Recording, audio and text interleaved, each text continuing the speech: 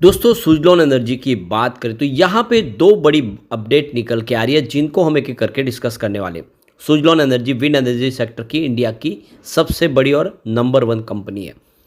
आप देख सकते हो कि कंपनी के पास बहुत सारे इस समय ऑर्डर हैं जो आने वाले 2-3 सालों में कंपनी कंप्लीट करेगी। अब इसकी प्राइस तो पिछले दिनों काफ़ी ज़बरदस्त बढ़ी, लेकिन अब स्टॉक इस समय कंसोलिडेट हो रहा है, थोड़ा सा दबाव में दिखाई दे रहा है। क्या आने वाले इसमें फिर तेज़ी बनेगी? तो इसके फंडामेंटल कितने मजबूत है उसको समझने की कोशिश करेंगे, क्योंकि काफ़ी लोगों को लगता है कि सुजलॉन एक तरह से बबल है जो कभी भी फट सकता है। क्या वाकई में ऐसा है या फिर अपने काम के दम पे इसकी प्राइस बढ़ रही है, उसको समझने की कोशिश करेंगे। इसके अलावा गवर्नमेंट ने एक बड़ा फैसला किया है जिसका क्या फ़ायदा सुजलॉन को होगा वो भी समझने की कोशिश करेंगे इस वीडियो के माध्यम से। लेकिन फ्रेंड, उससे पहले अगर आप पहली बार हमारे चैनल पे आए तो चैनल को सब्सक्राइब कर दीजिए, एक बेल आइकॉन दबा दीजिए ताकि जब भी नया वीडियो बने पहला नोटिफिकेशन आपको मिले। वीडियो पसंद आए तो लाइक से जरूर कीजिए। चलो फ्रेंड्स, वीडियो स्टार्ट करते हैं। मैं हूँ आपका दोस्त एसपी दवे और हमारे अपने चैनल ऑनलाइन कमाई में आपका बहुत बहुत स्वागत है। तो सबसे पहले सुजलॉन के कारोबार की बात कर ले तो देख सकते हो कि बीएससी को 75.83 पर क्लोजिंग थी, 1.49% की गिरावट के साथ, यानी लगभग 1.5% के आसपास की गिरावट हुई है फ्राइडे के दिन। स्टॉक वाकई में दबाव में इस समय, क्योंकि देख सकते हो कि 80 को क्रॉस किया था, वापस 75 तक आ गया। क्या और भी गिरावट हो सकती है? थोड़ी सी गिरावट की संभावना दिख रही है, ज़्यादा तो नहीं, जल्द यहाँ पे एक अच्छी तेज़ी बन सकती है।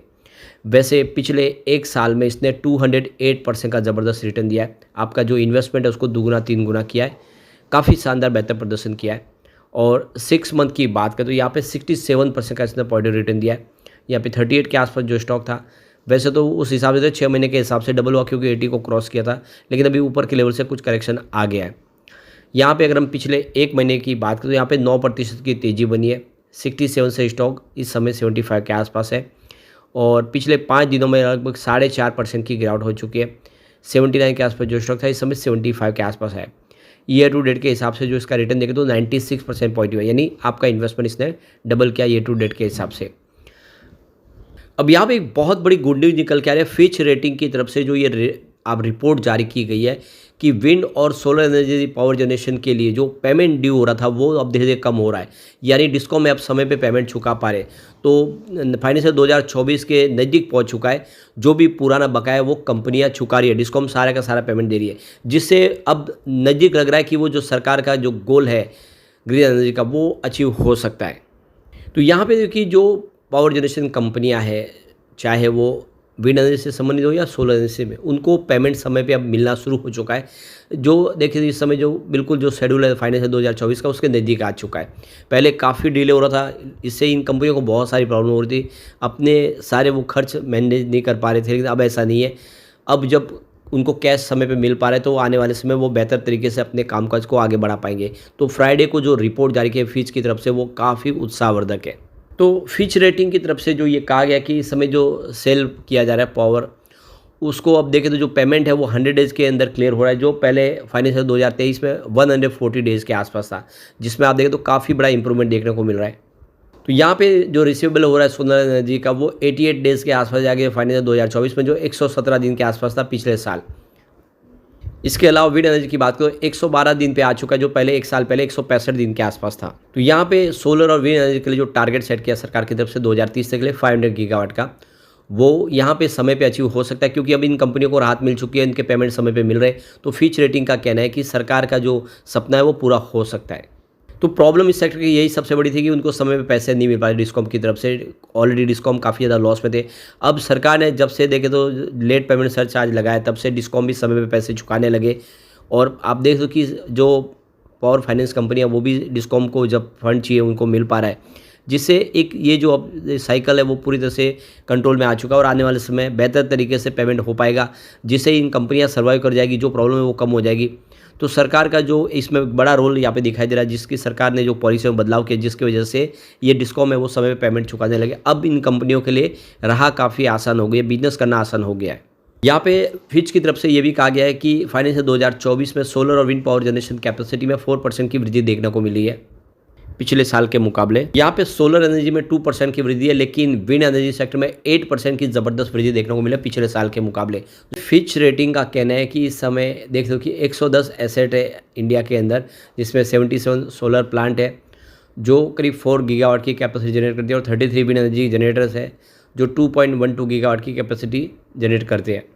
इसमें जो भी एनर्जी जनरेट हो रही है उसमें 56% जो सरकारी जो कंपनियां हैं डिस्कॉम उनको ही सप्लाई की जाती है, तो ये डायरेक्ट डिस्कॉम को दी जाती है। इसके अलावा 32% हिस्सा अगर आप देखें तो वो यहाँ पे एनटीपीसी और solar electricity corporation of India के तहत यहाँ पे सप्लाई किया जाता है। तो बहुत बड़ी गुड न्यूज़ है। इसके अलावा एक और जो बड़ी गुड न्यूज़ निकल के आ रही है, प्रहलाद जोशी जो हमारे यूनियन मिनिस्टर है न्यू रिन्यूएबल एनर्जी के और consumer affair foods public distribution के, उन्होंने इंडियन रिन्यूएबल डेवलपमेंट एजेंसी के ऑफिस में विजिट की है और इसके पीछे मकसद है कि आने वाले समय ग्रीन एनर्जी सेक्टर के लिए किस तरह से फंड प्रोवाइड किया जाए, उसको लेकर सीएमडी चेयरमैन देख सकते हो कंपनी के प्रदीप कुमार दास के साथ में उन्होंने मीटिंग की है, बातचीत की है।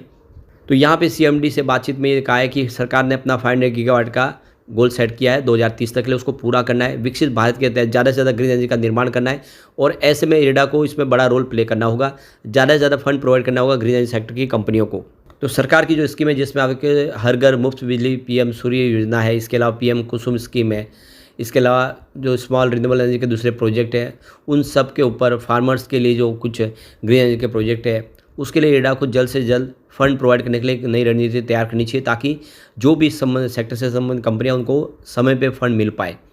तो कुल मिला के देख सकते हो कि जिस तरह से सरकार ने अब कमर कस ली है, इस सेक्टर की कंपनियों को बेनिफिट होगा ही होगा। अब जितने ग्रीन एनर्जी सेक्टर की कंपनियों को फंड की जरूरत होगी वो इरेडा देने को बिल्कुल तैयार है।